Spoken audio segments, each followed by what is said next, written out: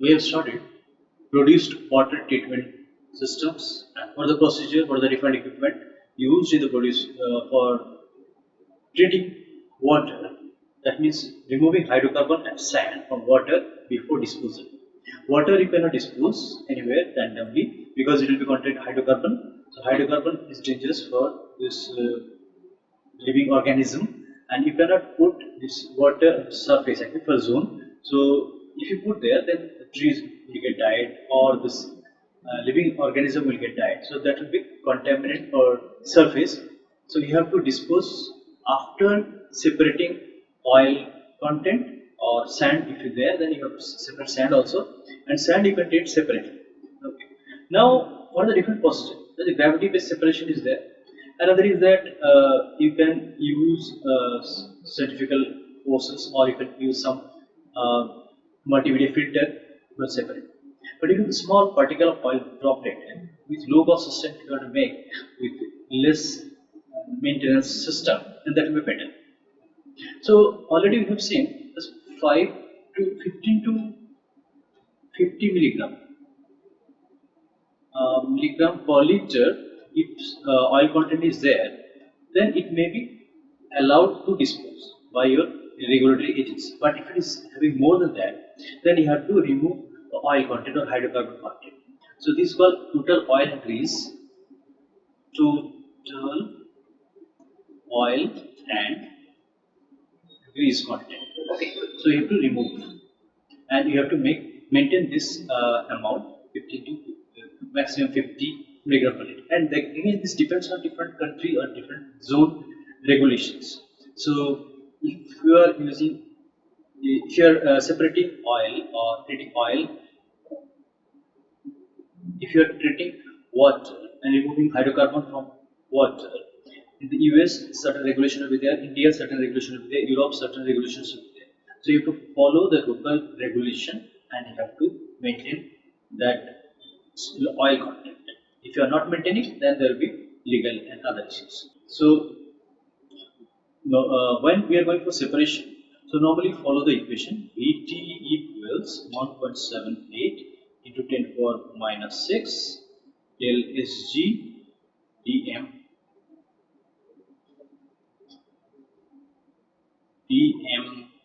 square divided by mu. Okay. This is the settlement equation. You can we are using this equation in many places, oil water separations. Okay. When fluid flow is laminar and not much, when it is laminar flow, and we know this is terminal velocity, this is dm particle diameter. So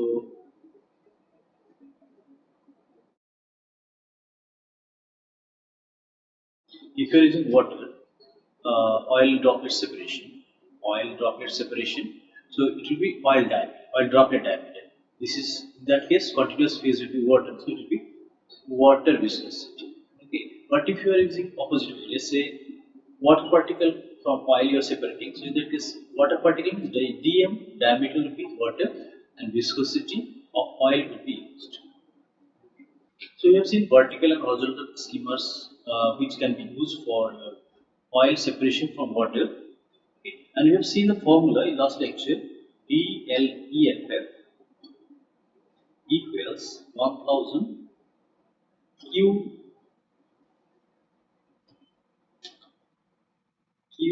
water mu water divided by del Sg into effective length into D 1000 EW BW del Sg and dm square. Okay, this formula you have seen for horizontal cylindrical vessel, half filled horizontal cylindrical vessel.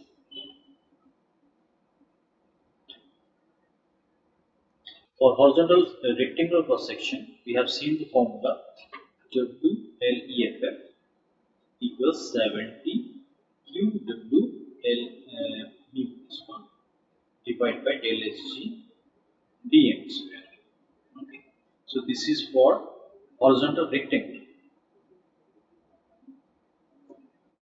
Horizontal rectangular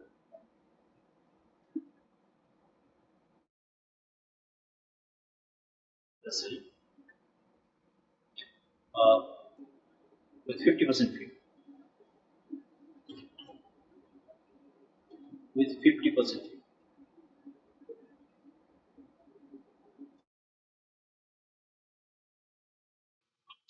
Now, if we have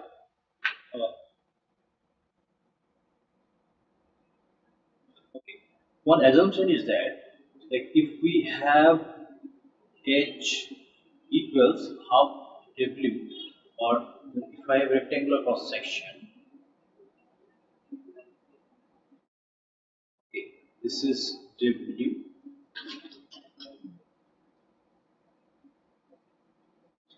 and this is H halfway. Now, for horizontal separator, which is rectangular cross section, we assume this effective length here and half feet, this H will be 50% of the weight. So in that case, we got the formula W square L effective length equals 0.008 TRW Q TRW is water retention time. Okay, so this formula we can derive this one. So how to derive? So to derive this one, we have to assume T water retention time equals effective length divided by velocity of water. Okay, let's assume this is equation 1 and assume VW equals flow rate divided by area. So what is the area? Area should be if I make my separate cross section area like this, side view will be like this. Okay, 50% filled, so I can write 50% filled. Okay, this portion is filled. So H is here, H, and this is W. Okay, so this is W, this is H. So area is W into H. So A becomes W into H. And flow rate formula you know, Q equals 6.49 10 power minus 1 QW in VPT, Q is cubic feet per second. So VW by feet per second. So now I can put VW by 1 LEF, LEF, VW value is Q by A, Q by A. So LEF into A divided by Q. So it becomes LEF into A. A we got WH divided Q. Q 6.49 into 10 to the minus 5 Q W. So finally, if we simplify it, it will become T W equals 15,401 H W L 50 and Q. So this formula. Now H is limited. H equals W by 2. If we put there this equation, so it will come like this: W square L effective equals 0.008 TRW into Q.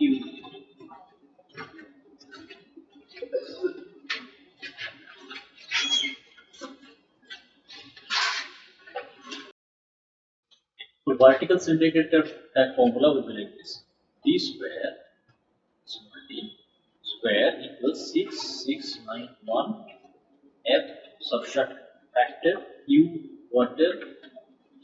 This is mu del SG dm square.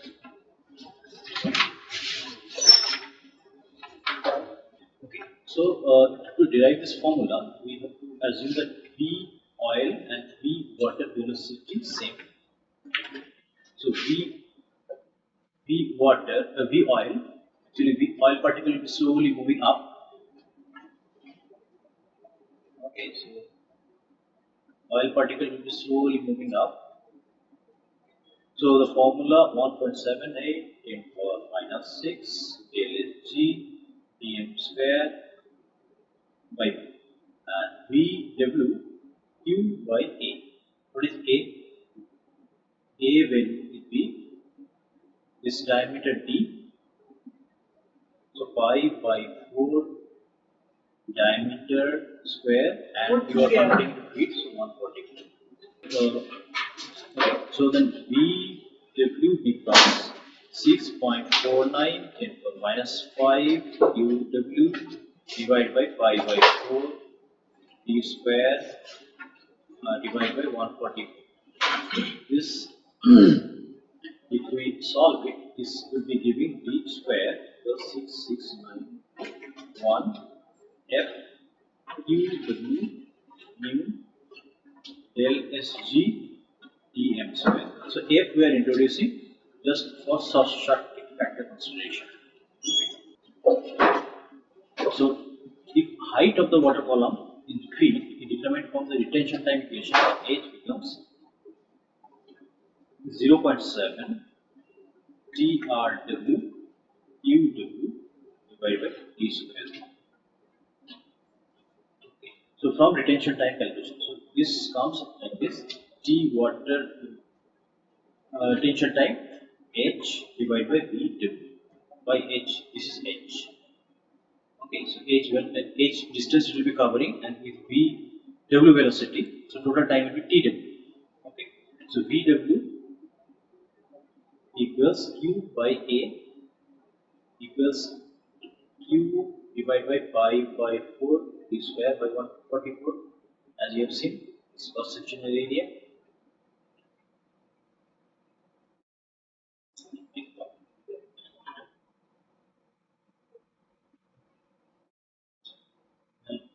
Now TW equals TRW into 60, because we are calculating in terms of minutes. So H becomes 0.7 TRW QW into D square. Formula for vertical separator, cylindrical. Okay, plate coalescence, so parallel plate interceptor. So if you have any separator, let's say horizontal or vertical, and if you give enough time, then slowly oil particle will be moving up, and it will be creating air particle, it will be creating a layer of oil, and you take separately, and water you take separately. But that takes too much time. So just to alleviate that issue, time related, so people design plate coalescence. Plate coalescence is like two plates. You will be taking one plate is here, another plate is here. So while fluid is passing, oil and water mixture, small amount of oil is passing through this one slowly. Okay. So what will happen? Oil particle will try to move up, and water particle will try to move down. Okay. So it will create two layers. Let's say if I create two layers, it's little bit slanted, and oil is moving from here to here. Okay. Oil and water mixture. So oil particle will try to float, and it will try to touch the upper surface. Okay. And because it's touching upper surface, slowly it will try to move up also, which is slanted. It will be almost 45 degree. Okay. So one layer, two layer, three layer, multiple layer I can create. This is called flat plate coalescence. Okay. So flat plate is like one plate, two plate, and it create almost 45 degree angle, and put laminar flow. It will not create turbulent. Turbulent flow you are creating, that means fluid will be mixing up again. Okay. So you get very low velocity. Slowly water is moving down, and oil particle, because of very slow velocity and low density, low gravity, it will be trying to move up. When it is moving up, it will be touching. When it is touching, many particles will be touching. So when they are touching, the particle size will be growing up. So when they are growing up, their velocity will be larger. So it is moving up. Okay. And water, slowly, two layers are there. So bottom layer, water touching and moving. Okay. So there is a plate coalescence. Okay. So internal plate includes gravity separation. This is due to gravity. This happening. We are creating different mechanism, but this is happening due to gravity. Okay. So there are several types of other PPI, parallel plate interceptor, CPI, corrugated plate interceptor. We'll discuss later. Up to 30 micron separation of oil droplets possible using parallel plate separator. Okay. So now, how does it work? Let's say water you are giving from here. Water plus oil, the small droplets, small percentage. Okay, so what will be trying to follow this path? It will go out. Okay, and oil droplet, say this is my oil droplet. What will it do? It will try to move vertically up. So vertically up, it will try to move vertically up. And when it is touching the upper surface, the lower surface of the upper plate, so it will move in this direction. Okay, oil will be going up and water will be going up. Okay, and distance between two plates, h, perpendicular distance. Okay, this is oil droplet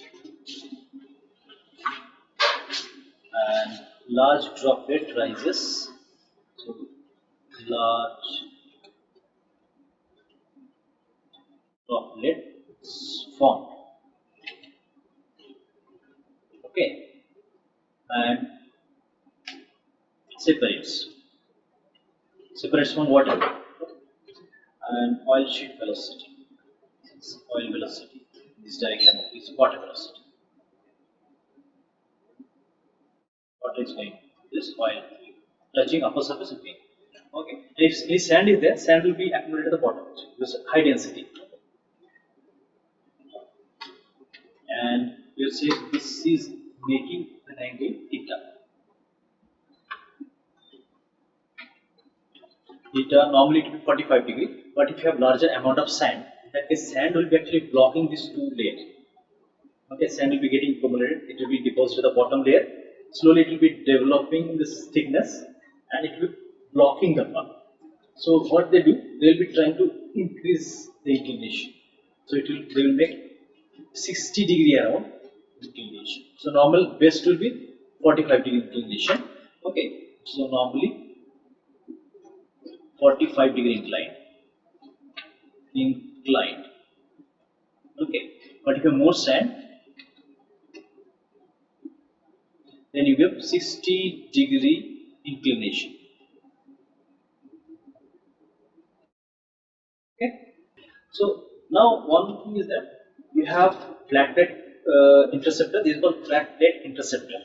The term they use, flat plate interceptor. Now they developed corrugated. Corrugated plate means like you have seen this roofing, roof, right? Household roofing areas. So it will be like corrugated. Okay, so it will be shape will be like this.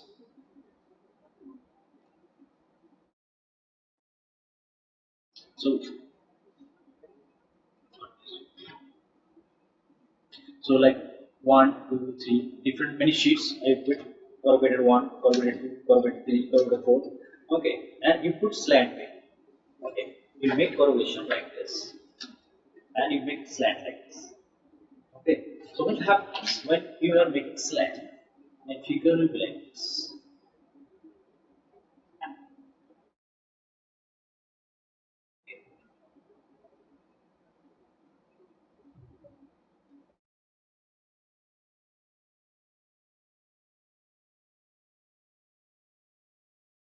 So now when fluid is flowing from bottom to top, what will happen? Low density fluid will be touching this area. You see this figure I am drawing. Okay, low density means oil. Okay, and if you have sand, the lowest most position, sand will be collected. Okay, this side. Here oil is getting collected.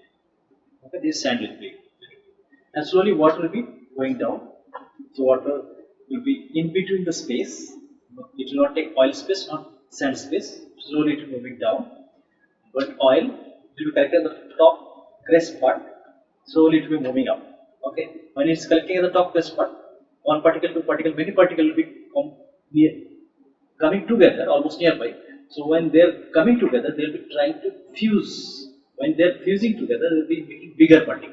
So the bigger particle is dm, particle diameter is larger. So you can see Vt formula. Vt proportional to dm square. Okay, so Vt or terminal velocity will be increasing. So in that case, particle will be moving at faster rate. Separation will be proper. Okay, so they have written like CPI is the parallel plates corrugated like roofing material with the axis of the corrugation parallel to the direction of flow. The bed pack is inclined at 45 degree and the bulk water is forced downward. So water will be forcing downward but with laminar velocity. Do not create turbulent velocity. So this is simplest picture you have seen how this plate, flat plate or corrugated plate works. Now we'll see CPI, corrugated plate interceptor. How does it work? So this is actually cross flow interceptor. So fluid will be flowing in one horizontal direction, but particle velocity will be in different direction. Okay, so there will be cross flow. This is corrugated plate. Okay, so sand particle is here and oil particle is here. Okay, so you collect sands, oil separately. And how this CPI is working, if you will search, there are several different versions of them. So one version I'm drawing here. This is inlet. Inlet oil with larger percentage of water with larger percentage of oil. Okay. So when it is entering, it will create one like calm zone here, and it will be developing through here. It will be falling here. Okay, and this is your plate interceptor, corrugated.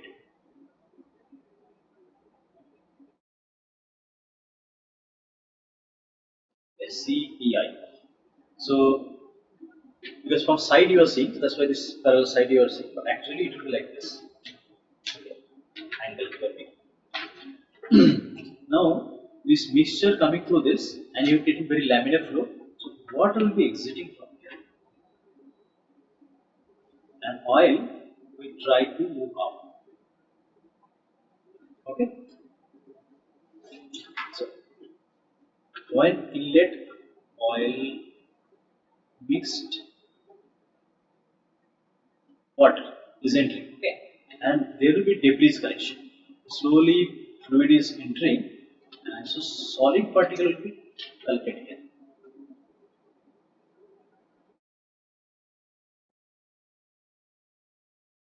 Okay, what is debris? DBRIs. Right? So solid particle will be collected here, and water will be moving up, and water will be falling here. Water will be passing through these small narrow channels. Okay, then it will be going, and again debris will be collected here. Okay. So debris will be collected here. Water will be moving up, moving up, moving up. Here we create one weir, water weir, adjustable weir.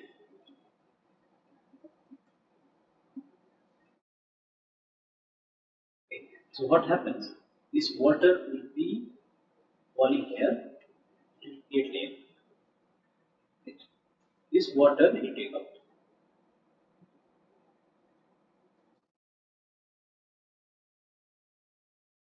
You are taking from water out from this system. Okay, this will be low oil water or clean water. Now, how are you collecting oil? So, oil will be there.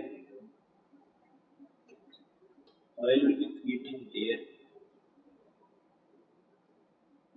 Oil layer. This is oil. Okay. So, oil will be overflowing. This is one weir. From there,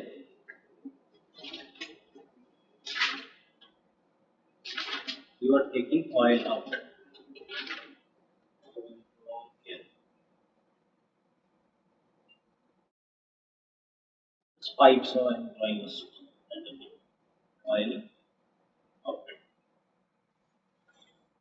So, this oil weir. This is just what weir. Then oil out. We are taking to. So whenever many time in exam I give, okay, draw one CPI and show flow direction. Okay, how these things are working.